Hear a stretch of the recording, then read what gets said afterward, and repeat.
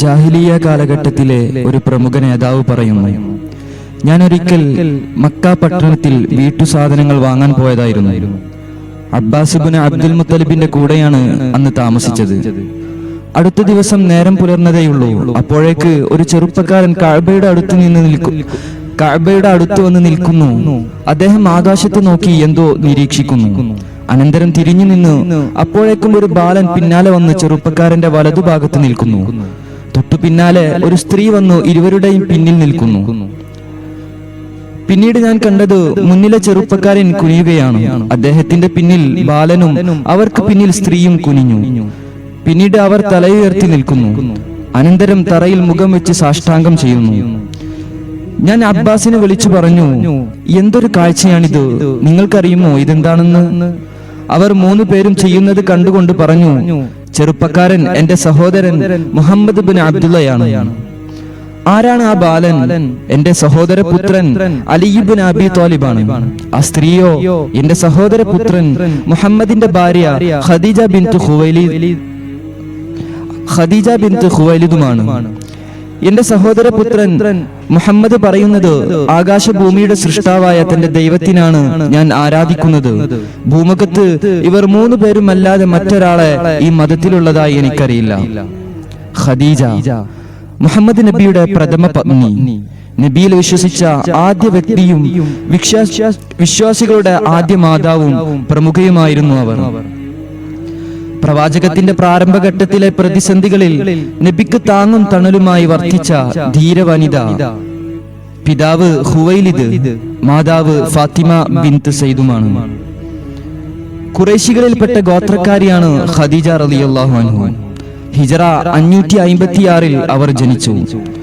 ആമുൽ feel 15 വർഷം മുമ്പായിരുന്നു ഇത്. ത്വാഹിറ എന്നും ഉമ്മുൽ ഹിന്ദ്, ഉമ്മുൽ മുഅ്മിനീൻ എന്നാണ് ഇസ്ലാമിലെ വിളിപ്പേര്.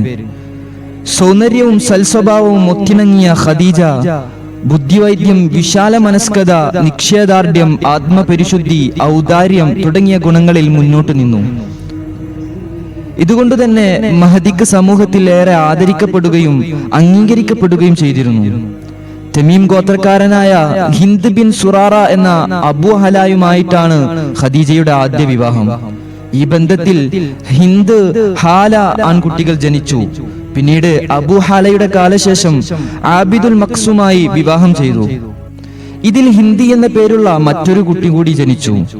അദ്ദേഹവും മരണപ്പെട്ട മഹദിക്ക് ഇനിയൊരു വിവാഹത്തിന് താല്പര്യമില്ല എന്ന് പറഞ്ഞു. മക്ക നിവാസികളുടെ മുഖ്യ വരുമാന മാർഗം കച്ചവടമായിരുന്നു. ശ്യാം, യമൻ തുടങ്ങിയ രാജ്യങ്ങളുമായിട്ടാണ് അവർ കച്ചവടം നടത്തിയിരുന്നത്.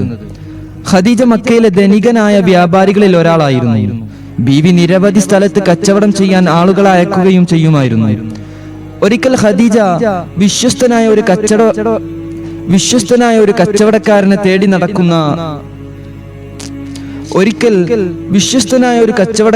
തേടി നടക്കുന്ന ഖദീജക്ക് അൽ അമീനെ കുറിച്ച് അറിയുകയുണ്ടായി.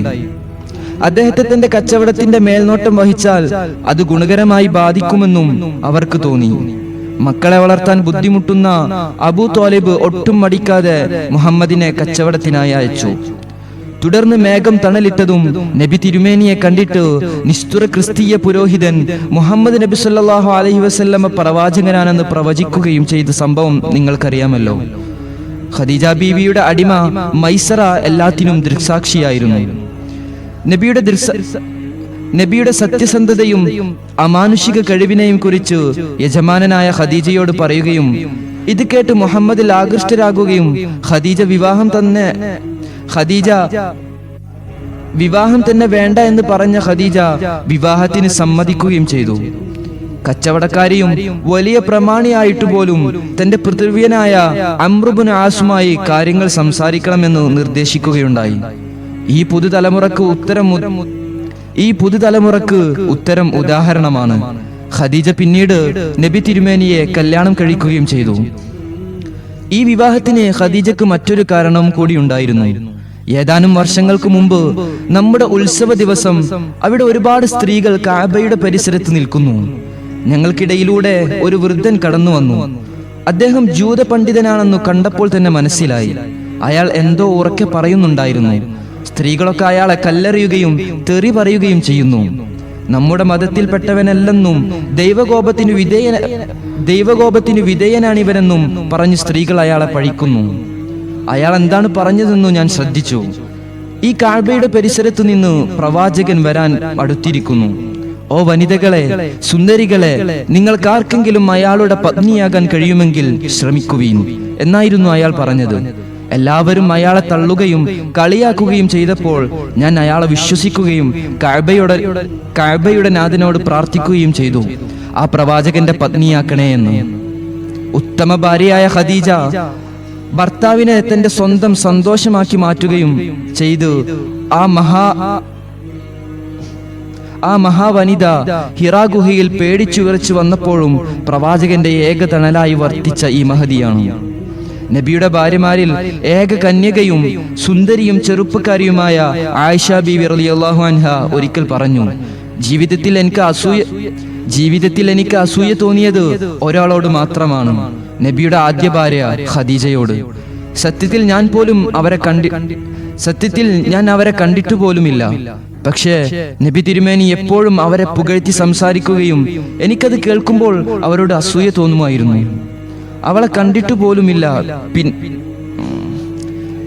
പിന്നെ ഒരിക്കൽ ആയിഷ റളിയല്ലാഹു അൻഹ ചോദിച്ചു, എന്തിനാ നബിയെ അങ്ങ് വൃദ്ധയായ ഖദീജയെ കുറിച്ച്